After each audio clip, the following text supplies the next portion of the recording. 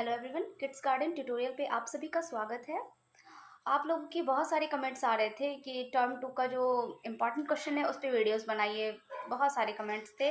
तो देखिए important question, देखिए अगर मैं कुछ भी मान लीजिए कराती हूँ इम्पोर्टेंट क्वेश्चन, तो कहीं ना कहीं आपकी पढ़ाई उससे लिमिटेड हो जाएगी और ये एक तरीके से आपको भी लिमिटेड करी है। तो इसलिए लिमिटेड नहीं होना है, ठीक है। आपको अपनी पढ़ाई अनलिमिटेड रखनी है ताकि आप भी अनलिमिटेड रहें, ठीक है। अगर आप इम्पोर्टेंट क्वेश्चन करके जाते हो, मान लो अगर मैंने कुछ सजेस्ट कर दिया, और देखो अब तो क्योंकि ऐसा तो है नहीं कि मैं क्वेश्चन सेटर ग्रुप में से हूँ कि मुझे सारा चीज़ पता होंगी, ठीक है।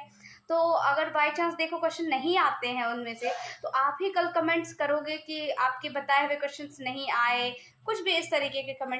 लेकिन देखो अगर आप कभी भी थ्रू आउट पूरा बुक पढ़ के जाते हो एटलीस्ट, तो ऐसा नहीं हो सकता है कि आपके कोई भी क्वेश्चन छूटेंगे, ठीक है। क्योंकि आपने हमेशा सुना होगा कि क्वेश्चन जो होते हैं वो आउट ऑफ सिलेबस हो सकते हैं, आउट ऑफ मॉडल क्वेश्चन हो सकते हैं, बट आपने ये कभी नहीं सुना होगा कि जो बुक क्वेश्चन है वो आउट ऑफ बुक आए थे, ठीक है। तो अगर आप एटलीस्ट पूरा बुक पढ़ के जाते हो तो गारंटी है इस बात की कि क्वेश्चन एक भी नहीं छूटेंगे। और मेरे चैनल पे जो है 8 क्लास के लगभग सारी मैंने जो है पढ़ा रखी है, तो आपके लिए वो ज़्यादा बेनिफिशियल हो जाता है कि आप लोग जो है ना प्लेलिस्ट एक बार ज़रूर चेकआउट करें। वहाँ पे आपको इंग्लिश, हिस्ट्री, ज्योग्राफी, मैथ्स सबकी लगभग वीडियोस जो है बनी हुई हैं। तो आप लोग पूरा बुक पढ़ने की कोशिश करें। क्वेश्चन आंसर्स जो है उनमें से आप लॉन्ग क्वेश्चन को भी प्रैक्टिस करें, साथ में आप शॉर्ट क्वेश्चन को भी प्रैक्टिस करें। उसके बाद देखिए आपका हो सकता है ऑब्जेक्टिव क्वेश्चन भी रहेगा, ठीक है। आपका तो देखिए टाइप तो बता दिया गया है कि 3 तरह के क्वेश्चन होंगे। शॉर्ट क्वेश्चन होंगे, फिर आपका 3 नंबर का हो सकता है, और फिर 5 या 6 नंबर का जो लॉन्ग क्वेश्चन है। तो इस तरीके का आपका 3 टाइप का क्वेश्चन रहेगा। तो आपको अपनी तैयारी उसी के अकॉर्डिंग करनी है, ठीक है। और इंपॉर्टेंट क्वेश्चन के चक्कर में मत रहिए, क्योंकि अगर उस तरीके से आप तैयारी करते हो तो आपकी पढ़ाई कहीं ना कहीं लिमिटेड हो जाती है और आप भी लिमिटेड हो जाओगे, ठीक है। तो मैं यही सजेस्ट करना चाहूंगी कि आप जो है ना पूरा थ्रू आउट बुक पढ़िए, ताकि कहीं कोई परेशानी नहीं होगी उससे। और कभी आपको ऐसा भी नहीं लगेगा कि क्वेश्चन ये जो है आउट ऑफ बुक आ गया, ऐसा तो कभी हो ही नहीं सकता, ठीक है। आउट ऑफ बुक नहीं होता है, आउट ऑफ सिलेबस हो सकता है, आउट ऑफ मॉडल क्वेश्चन हो सकता है। और देखिए क्लास 8 वालों का मॉडल क्वेश्चन पेपर तो अभी तक आया ही नहीं है। अगर आता है तो मैं उस पर जरूर वीडियोस बनाऊंगी, उसके लिए आप बिल्कुल टेंशन फ्री रहिए। देखिए और एक बात ये भी हो जाती है, देखिए अभी कोरोना की वजह से 2 साल से पिछला एग्जाम ही नहीं हुआ है, तो क्वेश्चन का आपको पैटर्न ऐसे भी नहीं पता चल पा रहा है। उस पर से 8 क्लास के बोर्ड्स भी जो है ये नया नियम कर दिया गया है, तो कहीं ना कहीं कुछ चीजें चेंज हुई हैं। और एग्जाम जो पिछले 2 साल से नहीं हुआ है, तो क्वेश्चन का टाइप भी आप नहीं समझ सकते हो। तो अगर आप पूरा बुक पढ़ के जाते हो तो आप कभी नहीं फंसोगे, इस बात की गारंटी है, ठीक है। तो मैं आप सबको यही सजेस्ट करना चाहूंगी कि आप सब इंपॉर्टेंट क्वेश्चन मत करिए, सब सब चीज पढ़िए, क्योंकि एवरीथिंग इज इम्पोर्टेंट। क्योंकि अगर आप देखिए पढ़ाई कभी भी वेस्ट नहीं जाती है।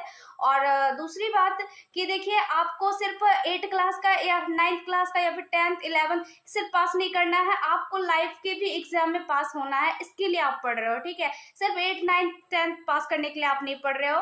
तो इसलिए अगर आपको लाइफ का एग्जाम क्रैक करना है तो उसके लिए everything is important for you. So आप लोग ट्राई कीजिए कि आप सब पूरा जो है ना अपना बुक पे ध्यान ध्यान दीजिए, ठीक है। और हर चीज को समझ के पढ़ने की कोशिश कीजिए, रटने की कोशिश बिल्कुल भी मत कीजिए। चीजें नहीं समझ में आती है 2 बार 3 बार उसको देखिए, समझिए, लेकिन समझने का प्रयास कीजिए। क्योंकि अगर आप इस तरीके से भी सोचिए कि इन केस मान लो कभी आप सीनियर हो जाते हो, कभी आप टीचर बनते हो, फिर आपको वो सारी चीजें एक्सप्लेन करनी पड़ेंगी, है ना। तो उस चीज के लिए आप अभी से अपने आप को प्रिपेयर रखिए कि आप ऐसा कर पाते हैं या नहीं, तभी आपकी पढ़ाई सक्सेसफुल है, नहीं तो फिर आपकी पढ़ाई जो है ना फिर किसी काम की नहीं है, ठीक है। तो अपने आप को उस लेवल का प्रिपेयर रखिए, है ना। और दूसरी बात ये कि देखिए आज से 9th क्लास वालों का एग्जाम भी शुरू हो गया है, तो उसमें जो है कि क्वेश्चन और आंसर साथ में मतलब आ रहे हैं, क्वेश्चन अलग से नहीं मिल रहा है, ठीक है। तो इसमें क्या होगा कि आपका जो है वहाँ पे जगह जो है ना वो लिमिटेड हो जाता है, ठीक है, आंसर लिखने के लिए। तो आपको वहाँ पे आंसर बहुत ध्यान से लिखना है, सोच समझ करके, क्योंकि अगर आपका एक बार आंसर रॉन्ग हो जाता है, अगर आप कट कर देते हो, फिर आपके पास में जगह नहीं होगा उतना कि आप अपना आंसर को कंप्लीट कर पाओ। तो ये भी चीज का आप लोगों को ध्यान रखना है कि जो भी आपके आंसर्स हो आप पहले कंफर्म हो जाए, उसके बाद ही आप लोग जो है आंसर को राइट करें, ठीक है। तो ये एक इम्पॉर्टेंट बात थी।